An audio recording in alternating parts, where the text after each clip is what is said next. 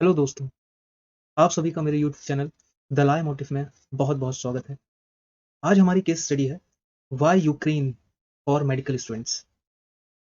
आज हम हर जगह देख रहे होंगे कि medical students, Indian medical students जो भी यूक्रेन में फँस गए हैं, उनकी चर्चा हो रही है। आखिर क्यों मेडिकल स्टूडेंट्स की बहुत पसंदीदा जगह होती है यूक्रेन? इस टॉपिक पे आज हम डिस्कस करेंगे। तो आप अगर नए हैं तो प्लीज़ इस यूट्यूब चैनल को सब्सक्राइब करें और प्लीज़ इस वीडियो को शेयर करें ताकि करेक्ट जानकारी हर लोगों के पास पहुँच सके। तो आइए देखते हैं कि क्यों मेडिकल स्टूडेंट्स यूक्रेन जाना पसंद करते हैं। जब से पीएम मोदी जी ने webinar union budget announcements on health sector का हो रहा था, तब इन्होंने इस बात को रखा कि क्यों हमारे स्टूडेंट्स छोटे-छोटे कंट्रीज़ में जाके मेडिकल एजुकेशन की स्टडी करते हैं। तब से ये बात काफ़ी तेज़ी से वायरल हुई कि आखिर क्यों, इसका क्या रीज़न है और इसी वजह से आज हम ये सेशन लेके आए हैं। उन्होंने वहाँ पर ये भी कहा कि लैंग्वेज जो बहुत बड़ी प्रॉब्लम है, जो हमारे स्टूडेंट्स दूसरे कंट्रीज़ में जाके बातचीत करते हैं, रहते हैं। तो क्यों ना हमारे प्राइवेट सेक्टर्स इस फ़ील्ड को और बड़ा करें और इसमें अपना लैंड अलॉटमेंट करें, जिससे इस बिज़नेस को और बड़ा करा जा सके। Why did they migrate? Why Indian students migrate to Ukraine? तो ये बात यहाँ से स्टार्ट नहीं होती है। इसके लिए हमें ये समझना पड़ेगा कि आखिर क्यों लोग इंडिया छोड़ के या अपना मुल्क, अपनी मदरलैंड छोड़ के बाहर जाते हैं। तो आइए देखते हैं। इसे जानते हैं कि क्यों बेस्ट और ब्राइटेस्ट जो लोग होते हैं, वो यूनाइटेड स्टेट्स चले जाते हैं। पंजाबी लोग कनाडा चले जाते हैं। केरला वाले मिडल ईस्ट जाते हैं और जो पुअर लेबरर होते हैं, उन्हें जहाँ काम मिलता है, वो वहाँ चले जाते हैं। इसके लिए हमें ये समझना पड़ेगा कि 2 रीज़न हैं। एक है for better life and second one is better opportunity. तो हम देख रहे हैं कि इंडिया वाले यूएसए, कनाडा और मिडल ईस्ट बहुत ज़्यादा पसंद करते हैं, क्योंकि वहाँ उन्हें एक बेटर लाइफ़स्टाइल मिलती है, एक बेटर अपॉर्च्युनिटी मिलती है। वो अपनी फैमिली, फ्रेंड्स एंड खुद का काफ़ी अच्छी लाइफ़स्टाइल में रह सकते हैं, काम कर सकते हैं।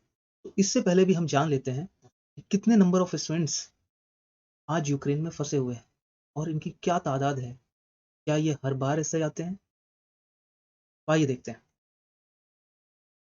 According to Ukraine ministry of education and science, अभी हाल ही में 18,095 इंडियन स्टूडेंट्स आज कंट्री के बाहर हैं। काफ़ी लाए जा चुके हैं, बट अभी काफ़ी लाने बाकी हैं। इन 2020 जितने भी लोग ओवरसीज स्टूडेंट थे यूक्रेन में, उसका 24% इंडियंस थे। तो ये जान के आपको वाकई हैरानी हो रही होगी कि इतनी 24% ऑफ इंडियन स्टूडेंट्स वो यूक्रेन में जाना पसंद करते हैं। ऐसा क्यों है? तो इससे पहले जान लेते हैं कि अगर वो जाना पसंद करते हैं, तो वाक़ई वहाँ पर बहुत पॉपुलर यूनिवर्सिटीज़ होंगी। तो वहाँ पर ऐसी कौन-सी पॉपुलर यूनिवर्सिटीज़ है, जो वहाँ जाना पसंद करते हैं? तो आइए देखते हैं। वहाँ पर नियर अबाउट 16 मेडिकल यूनिवर्सिटीज़ है, जो कि इंडियन स्टूडेंट्स के बीच में यूक्रेन की फेमस है। वहाँ पर इवन जो नीट में हाई टॉप स्कोरर रहते हैं, जिनके स्कोर्स हाई रहते हैं, वो भी यूक्रेन में जाना पसंद करते हैं। उनमें से कुछ फेमस यूनिवर्सिटीज़ के नाम Bukovinian, Vinnytsia, Kharkiv, Odesa and many more. तो ये कुछ यूनिवर्सिटीज़ हैं यूक्रेन की, जहाँ लोग जाना पसंद करते हैं। अब हम आते हैं मेन क्वेश्चन में कि आखिर क्यों वो प्लेस काफ़ी फेमस है मेडिकल स्टूडेंट्स के लिए। तो सबसे पहला रीज़न है क्वालिटी मेडिकल एजुकेशन, कि आखिर जो चीज़ वो पढ़ना चाहते हैं, वो बेटर फैसिलिटी के साथ कहाँ पर हमें मिल सकती है। तो यूक्रेन यूरोप का 4th नंबर का प्लेस रखता है largest number of graduates and post graduate medical field में प्रोड्यूस करने के लिए। Ukraine and Russia medical college के जो भी कॉलेजेस हैं, वो WHO, वर्ल्ड हेल्थ ऑर्गेनाइजेशन द्वारा रिकॉग्नाइज्ड हैं। इवन जो इंडियन मेडिकल काउंसिल है, वो भी इन कॉलेजेस को रिकॉग्नाइज करती है। सो ये रिकॉग्नाइज करने का मतलब क्या हो गया कि वहाँ के जो भी कॉलेज हैं, वो जो भी डिग्री देंगे, वो इंडिया में और इवन वर्ल्ड के डिफरेंट कंट्रीज में वैलिड रहेगी। यानी वो अपनी उस डिग्री को लेके किसी भी मुल्क, किसी भी देश में जाके प्रैक्टिस कर सकते हैं। तो क्या सिर्फ यही रीज़न है, जिस वजह से वो लोग जाना पसंद करते हैं? नहीं। दूसरा भी पहलू है, जो कि सबसे मेन पहलू आता है, वो है फीस। इंडिया में फीस काफ़ी महँगी है और यूक्रेन में बहुत सस्ती है। बहुत सस्ती इन द सेंस कि इंडिया में अगर पर साल 15 से 20 लाख देना है तो यूक्रेन में वही रेट करीबन 2.5 से 3.5 लाख रुपए पर साल हो जाता है, जो कि अनुमन मिडिल क्लास फैमिली के स्टूडेंट्स अफोर्ड नहीं कर पाते। सो ये एक बहुत बड़ा रीज़न आता है। आखिर इंडिया में इतना बड़ा देश है, उसके बाद भी मेडिकल कॉलेजेस की फीस इतनी हाई क्यों है? तो यहाँ पर मेन रीज़न आता है heavy donations. Heavy donation private universities की बहुत बड़ी मांग रहती है, इस वजह से वहाँ की जो फीस है वो बढ़ जाती है। सीट्स कम है, इसलिए नंबर ऑफ कैंडिडेट्स ज़्यादा आ जाते हैं, तो ये एक होड़ मच जाती है कि हमें कौन और किस कॉलेज में कितने बजट पे हमें सीट मिलेगी। तो ये बहुत बड़ा रीज़न है जिस वजह से इंडिया में मेडिकल कॉलेजेस की फीस काफ़ी हाई है। आइए देखते हैं कि क्या इसके अलावा भी कोई रीज़न है? तो नेक्स्ट रीज़न इज़ कि वहाँ कोई एंट्रेंस एग्ज़ाम नहीं होता और इंग्लिश में वहाँ की पढ़ाई होती है। क्या ये एंट्रेंस एग्ज़ाम ना होना ही मेन रीज़न है? नहीं। जो स्टूडेंट्स मेडिकल प्रिपरेशन करते हैं, मेडिकल एग्ज़ामिनेशन की प्रिपरेशन करते हैं, वो नीट एग्ज़ाम को बाखूबी से इंडिया में रहते हुए लिखते हैं। उनका जो नीट स्कोर कार्ड रहता है, वो वहाँ पर वैलिड हो जाता है। कई सारी फॉरेन यूनिवर्सिटीज़ इस चीज़ को एक्सेप्ट करती हैं और इसी के बिहाफ में वो लोग मेरिट लिस्ट बनाते हैं और डिफरेंट कॉलेजेस, यूनिवर्सिटीज़ में according to this score card वो एडमिशन देते हैं। और सेकंड रीज़न इज़ कि इंग्लिश जो एक यूनिवर्सल लैंग्वेज है, वो वहाँ पर ईज़िली और उसी में ही पढ़ाई रहती है। वहाँ पर उन्हें कोई लोकल लैंग्वेज सीखने की ज़रूरत नहीं पड़ती। लाइक फ्रेंच में उन्हें फ्रेंच सीखनी पड़ेगी या स्पेनिश सीखनी पड़ेगी, but English is a common medium, so वहाँ पर वो लोग ज़्यादा कंफर्टेबल फ़ील करते हैं। इंडियन मेडिकल स्टूडेंट्स काफ़ी सहूलियत मिल जाती है इस चीज़ से।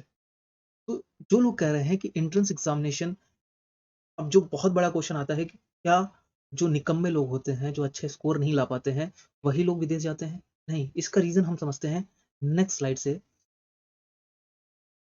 कि जो एग्ज़ाम है, वो एक एलिमिनेशन टेस्ट है, ना कि सिलेक्शन टेस्ट।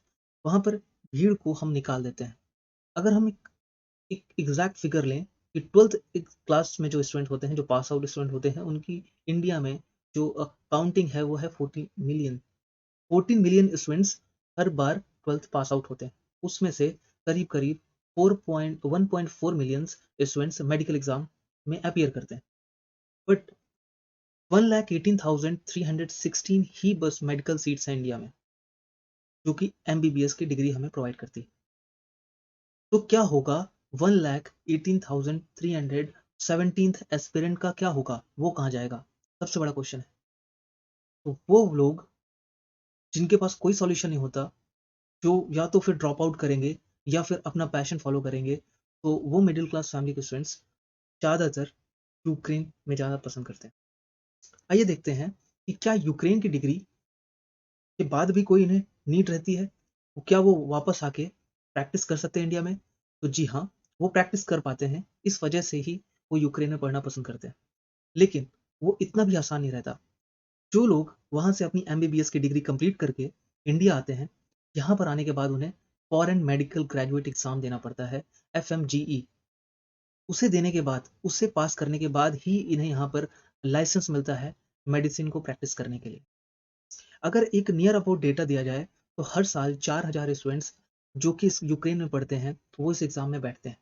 उसमें से केवल 700 लोग ही पास हो पाते हैं।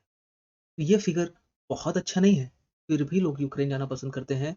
उसका मेन रीज़न बार-बार फीस ही आ जाती है, क्योंकि फीस इंडिया में 5 साल में नियर अबाउट 85 टू 90 लाख और इवन ओवर अ करोड़ पहुँच जाती है, जो कि एक मिडल क्लास फैमिली अफ़ोर्ड नहीं कर सकती।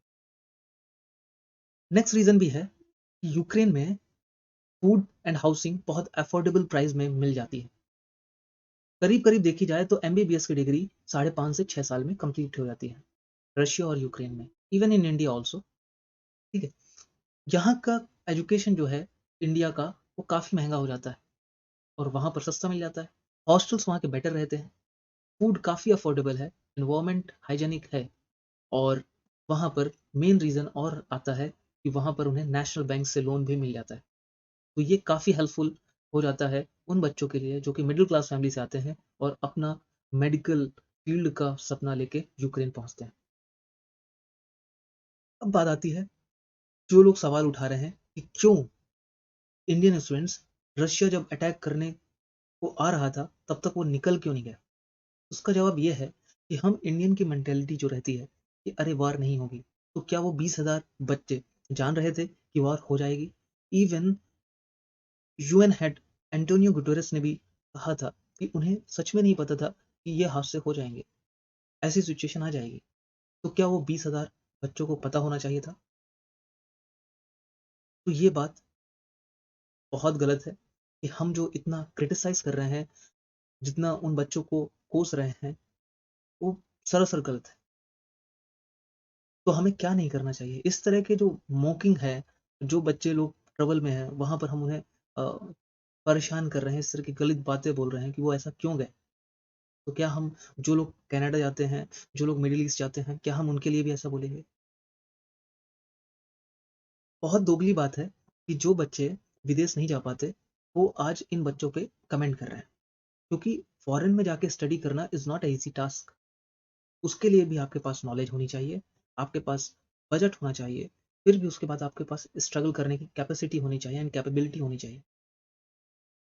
सो आपको क्या एक्सपेक्ट करना चाहिए या गवर्नमेंट से डिमांड करनी चाहिए। इवन इस टाइम पे government is doing a great work. वो कई सारे मिशंस के तहत बच्चों को लाने की कोशिश कर रही है, लेकिन हमें ये भी सोचना चाहिए कि जो हायर एजुकेशन है उसे हम हर जगह पे अवेलेबल कराएं, हर क्लास के लिए अवेलेबल कराएं। और जो प्राइवेट कॉलेजेस हैं, जो बहुत ज़्यादा फीस एंड पेड सीट्स रखते हैं, उस चीज़ को लेकर गवर्नमेंट को इंटरवीन करना चाहिए और एजुकेशन को मोर एसेसिबल बनाना चाहिए। ठीक है। और at the end, I would appreciate those 20,000 young medical students of our country that they have opted the stream which they loved most, and even try उन्होंने किया है कि वो उस स्ट्रीम में आगे बढ़ सकें, क्योंकि कई सारे यंगस्टर जो इंडिया में हैं वो अपनी डायरेक्शन को खो देते हैं और गवर्नमेंट और प्राइवेट सेक्टर में अपनी ज़िंदगी काटने लगते हैं। तो I really support them. Thank you so much. जय हिंद।